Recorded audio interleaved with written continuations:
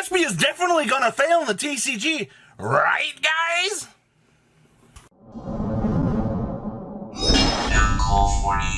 I'm the 30% of you guys that have had an opinion. Just make sure you guys smash the living crap out of that subscribe button.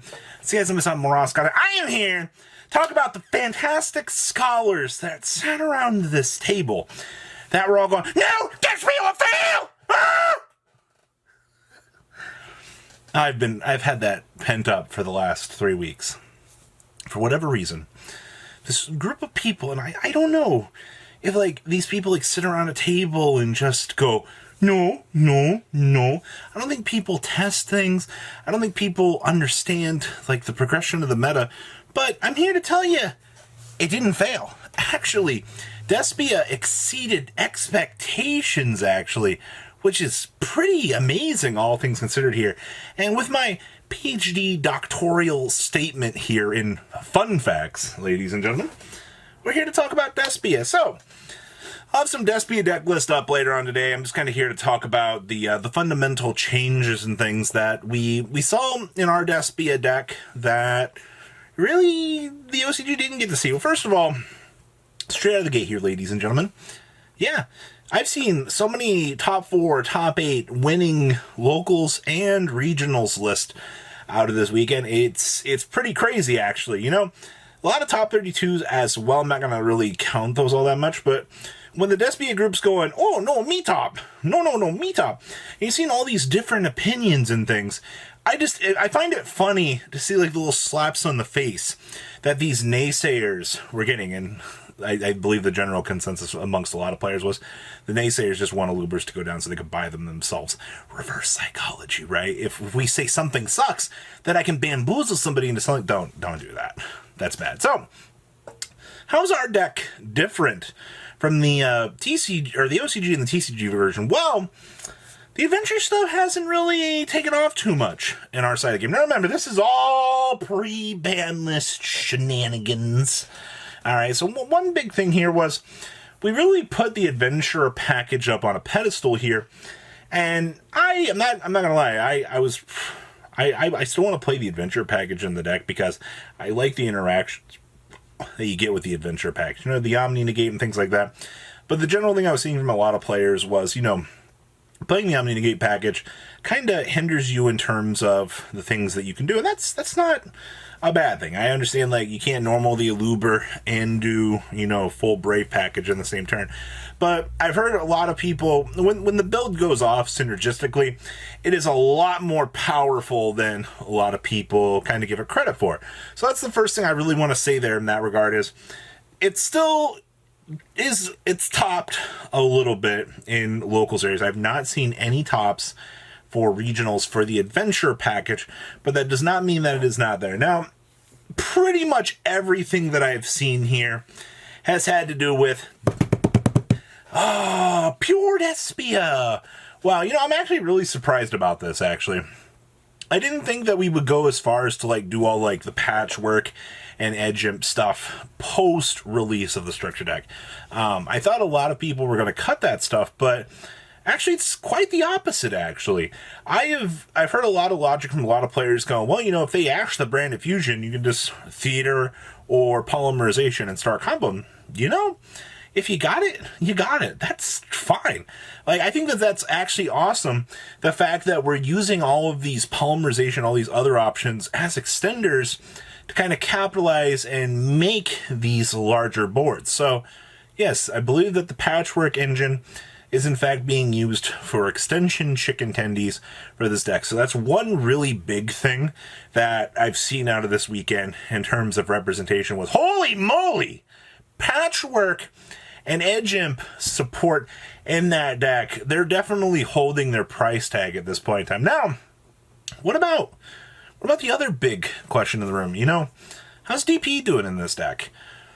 From what I have seen, based on deck list, there's a lot less DP than I actually really thought too. The general consensus that I'm hearing from the Despia community, at least in terms of representation versus list, is it adds a little bit more brick structure into the deck. And don't get me wrong on that. There's DP is okay in the deck. I really like the thing because you can loop 2 of it. It's just more of my personal playstyle. There's nothing wrong with that. But a lot of people definitely have come down to the consensus that just cut it. The deck's going to flow a little bit better. And if you want to play it, you can actually net back some resources and generate some +1s from that, which is fine. I've also noticed a distinct lack of the second Guardian Chimera. A lot of the builds have just been going, all right, well, you know what? One Guardian looks like it's been getting enough done. I don't know if that's really correct because I really liked double Guardian, especially, since 95% of these lists are playing like triple branded in red so that they can floor through these combos and tear apart the opponents, which once again is another interesting thing. Like, as you are comparing these big changes here, big changes. The light hex sealed fusion. Now, I said in my previous video here that there was a lot of discussion about Dark Dragoon. And a lot of people were like, no, you don't need to play Dragoon in this format. You can get around the obligation of, not needing to play it. Well, it turns out that I've seen a lot more light hex sealed fusions in these deck lists than I think I ever really wanted to see, ladies and gentlemen. It actually is pretty baffling to me that a community that was literally last week fighting over Dragoon, with half of them going, no, you don't need to play Dragoon, versus the other half that are now looking at Light Hex Sealed Fusion as one of the most turnover cards out of weekend 1 of this deck. And it's what, you play 1 Light Hex Sealed Fusion in your deck, and congratulations, you're able to make Dragoon. It's literally a 1-card dedicated slot in the main deck and a 1-card dedicated slot in the extra deck. I mean, okay, well, what if you hard draw the Light Hex Sealed Fusion? I'm not going to go too far on into the intricate details of how Light Hex Sealed Fusion works.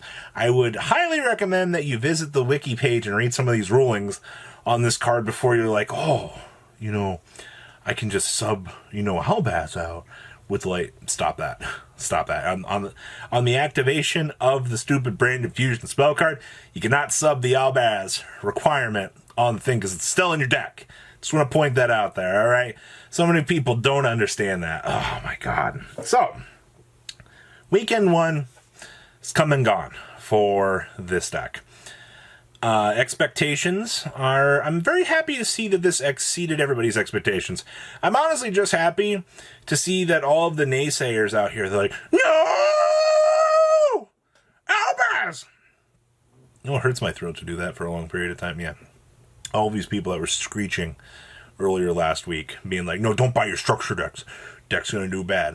They're literally just like, uh-oh, so what do you mean it performed? No, I'm just gonna... the next thing you're going to hear from everybody is, right? And this won't apply to everybody, truly, but you're going to have that group of people to be like, well, you guys are going to love this. You're always going to have that group of people to be like, no, I don't lose to branded at locals. I always open up to Dimension Fusion. You guys know who you are. You guys know that this is a thing you're always going to hear from individuals. It's one of the funniest things in the world. It's always Mr. I Have the Answer McGee. All right, just like, Despia is an easy matchup for me. This is the same person that swears that they've won like every locals in existence, but they still go X3 every week.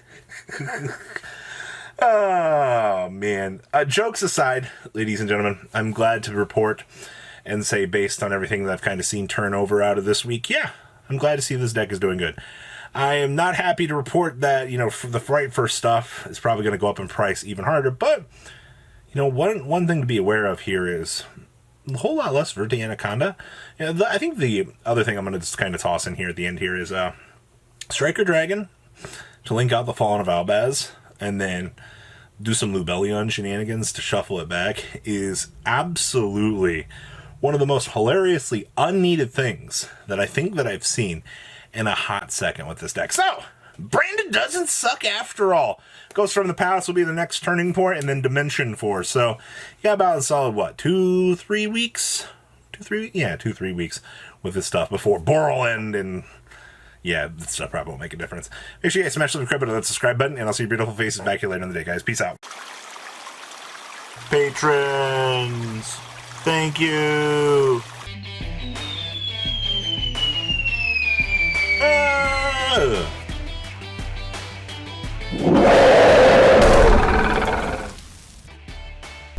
Thank you so much for watching. Check out these other videos.